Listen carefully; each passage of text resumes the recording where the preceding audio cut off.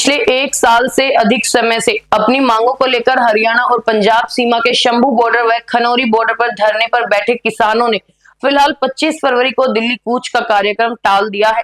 शनिवार को केंद्रीय कृषि मंत्री शिवराज सिंह चौहान की अगुवाई में चंडीगढ़ में हुए छठे दौर की बातचीत असफल रहने के बाद किसानों ने दिल्ली कूच की योजना बनाई थी, लेकिन अब उन्होंने 19 मार्च को होने वाली 7वें दौर की बातचीत से पहले दूसरे किसान संगठनों से बातचीत करने का निर्णय लिया है।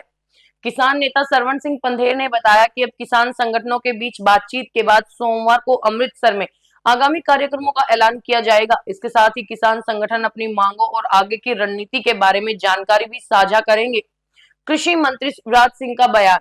केंद्रीय कृषि मंत्री शिवराज सिंह चौहान ने बैठक के बाद कहा कि इस मीटिंग में किसानों को मोदी सरकार की प्राथमिकताओं से अवगत कराया गया है और उनकी बातों को भी ध्यान से सुना गया।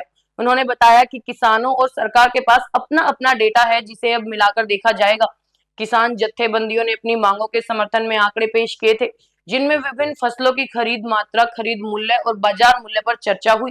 उन्होंने कहा कि दोनों पक्षों के डेटा का मिलान किया जाएगा और अगली बैठक 19 मार्च को चंडीगढ़ में होगी। एमएसपी पर कायम है किसानों की मांग। शनिवार को हुई बैठक से पहले किसान नेता सरवण सिंह पंधेर ने कहा था कि अगर सरकार के साथ बातचीत सफल नहीं रही तो किसान 25 फरवरी को दिल्ली कूच करेंगे।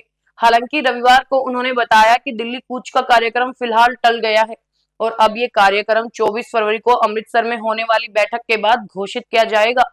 डल्लेवाल की चंडीगढ़ यात्रा। इस बीच शंभू बॉर्डर पर अनशन पर बैठे किसान नेता जगजीत सिंह डल्लेवाल भी चंडीगढ़ पहुंचे थे। केंद्रीय मंत्री प्रहलाद जोशी और पीयूष गोयल भी किसानों से बातचीत के लिए शिवराज सिंह चौहान के साथ चंडीगढ़ पहुंचे थे। 2024 में अब तक किसानों और सरकार के बीच 2 दौर की बातचीत हो चुकी है, जबकि शनिवार को छठे दौर की बातचीत हुई। मंत्रियों की अपील। डल्लेवाल का अनशन जारी। कृषि मंत्री शिवराज सिंह और अन्य मंत्रियों ने डल्लेवाल से अनशन खत्म करने की अपील की थी, लेकिन उन्होंने एमएसपी की गारंटी मिलने तक अपनी मांगों पर कोई समझौता नहीं करने की ठानी। डल्लेवाल ने स्पष्ट किया कि जब तक किसानों को एमएसपी पर कानून की गारंटी नहीं मिलती, तब तक उनका अनशन जारी रहेगा और उनकी अपील खारिज कर दी गई।